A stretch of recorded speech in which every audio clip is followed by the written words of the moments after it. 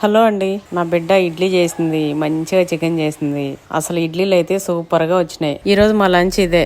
దోశలో chicken common గా తింటాం కదా, ఇడ్లీలే కూడా చికెన్ సూపర్ గా ఉంటది. ఈసారి ట్రై చేయండి. ఇప్పుడు బియ్యంతో ఇడ్లీ నేను చూపెట్టినా కదా, అట్లా చేసుకొని ఇట్లా చికెన్ వేసుకొని తింటే సూపర్ గా ఉంటది. మాకైతే బాగా ఇష్టం. వర్షం పడుతూ వర్షాలకి చల్లగా ముసురు పట్టుకుని ఉందనుకోండి, రైస్ కంటే ఎక్కువ ఇడ్లీ దోశ తింటాం. కాకపోతే చికెన్ కామన్ అనుకోండి, ఎందుకంటే చికెన్ లేకపోతే ముద్ద దిగదుగా మాకు. అందుకోసం చట్నీ కూడా బాగుంటది. దోశలకైతే నేను కారంతోనే తింటా గానీ, ఇట్లా ఇడ్లీ లేక అది అయితే చికెన్ అయితే కంపల్సరీ ఉండాలి.